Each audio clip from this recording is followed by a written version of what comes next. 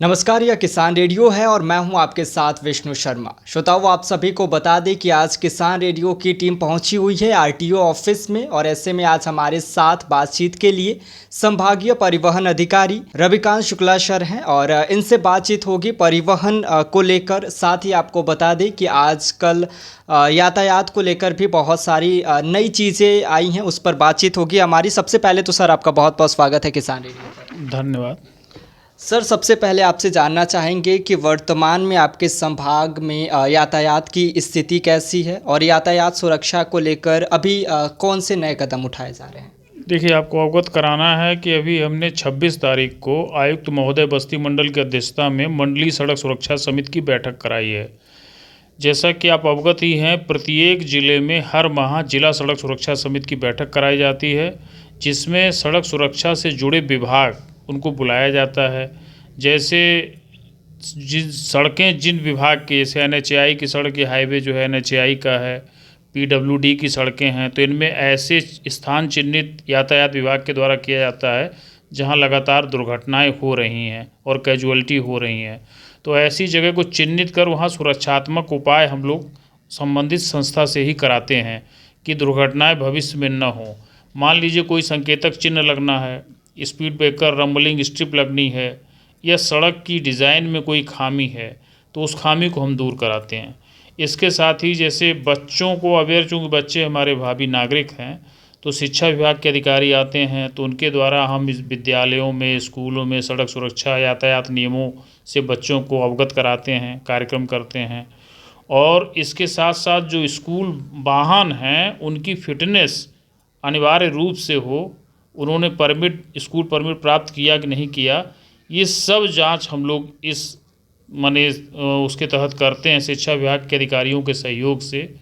इसके साथ साथ हम लोग जो है ट्रैफिक पुलिस, भाई लोगों को जागरूक करने के बाद भी अगर उनमें कोई सुधार नहीं आ रहा है तो हम लोग फिर प्रवर्तन की कार्रवाई करते हैं।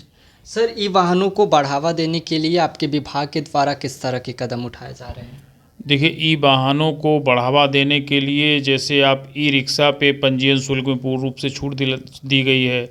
इसके अलावा जो है 4 पहिया 2 पहिया वाहन खरीदने पे भी सरकार सब्सिडी दे रही है जो है वाहन स्वामियों को। तो ई वाहन का मुख्य रूप से प्रोत्साहन इसलिए किया जा रहा है कि प्रदूषण से भी निजात हमको मिल सकेगी जो है। और इधर सरकार ने एक नया कार्यक्रम ये किया है कि 15 दिन का सड़क सुरक्षा पखवाड़ा 2 अक्टूबर से लेकर 16 अक्टूबर तक मनाया जाएगा। तो हर ज़िले में सड़क सुरक्षा से जुड़े विभाग इस कार्यक्रम के दौरान लोगों को अवेयर करेंगे कि वे यातायात नियमों का पालन करें। स्कूलों में कार्यक्रम होगा, बच्चों को सड़क सुरक्षा की शपथ दिलाई जाएगी। आपसे जानना चाहेंगे कि सार्वजनिक परिवहन व्यवस्था में सुधार के लिए विभाग के द्वारा किस तरह के कदम उठाए जा रहे हैं और नए रूट और जो बस सेवाएं हैं जो शुरू की गई, इसको लेकर के। देखिए, सार्वजनिक परिवहन के लिए तो प्रदेश सरकार सतत प्रयत्नशील है और हमारे जो है आयुक्त महोदय की अध्यक्षता में भी 8 तारीख को RTA की बैठक भी होगी।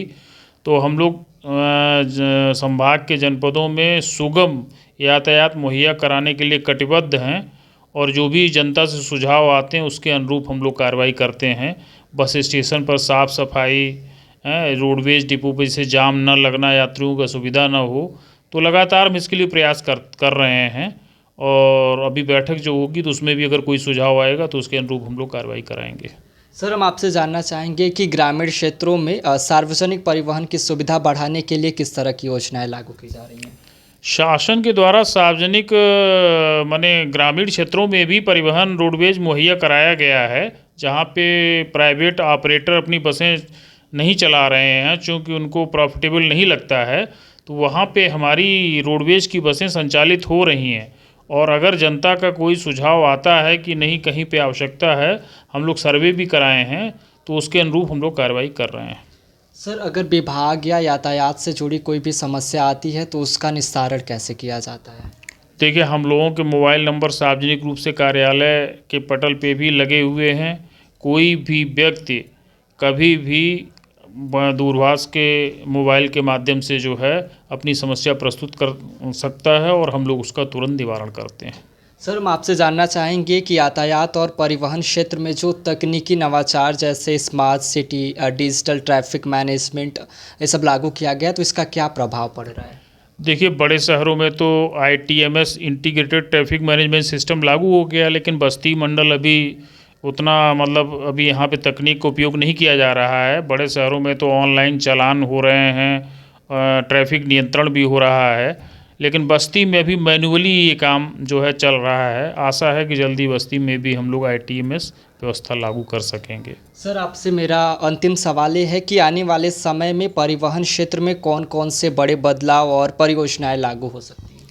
देखिए, परिवहन क्षेत्र में कुल मिला के हम लोगों का काम है कि लोगों को शहर में सुचारू रूप से उनके आने जाने में कोई कठिनाई ना हो, उनको साधन मुहैया कराए जाएं। तो सतत हम लोग इसलिए प्रयत्नशील हैं कि मतलब लोगों को जो भी सुविधाएं हम दे सकते हैं व्यापक रूप से, अच्छी बसें उन्हें उपलब्ध करा सकते हैं, अच्छे परिवहन के साधन उपलब्ध करा सकते हैं, जो ट्रैफिक जाम की समस्या होती है उसको दूर कर सकते हैं। इन सब उपायों पे हम लोग समेकित रूप से प्रयास कर रहे हैं। सर, कोई संदेश जो आप हमारे श्रोताओं को देना चाहें? बस हम ये सब लोगों से अनुरोध करेंगे कि वो यातायात नियमों का पालन करें और सुरक्षित रहें। बहुत बहुत धन्यवाद सर, किसान रेडियो के साथ बातचीत करने के लिए। आपको भी धन्यवाद। आपको बता दें कि अभी हमारे साथ संभागीय परिवहन अधिकारी बस्ती रविकांत शुक्ल सर थे, जिनसे हमारी बातचीत हो रही थी परिवहन और तमाम परिवहन से जुड़े और यातायात से जुड़ी चीज़ों के बारे में। आप बने रहिए और सुनते रहिए किसान रेडियो को।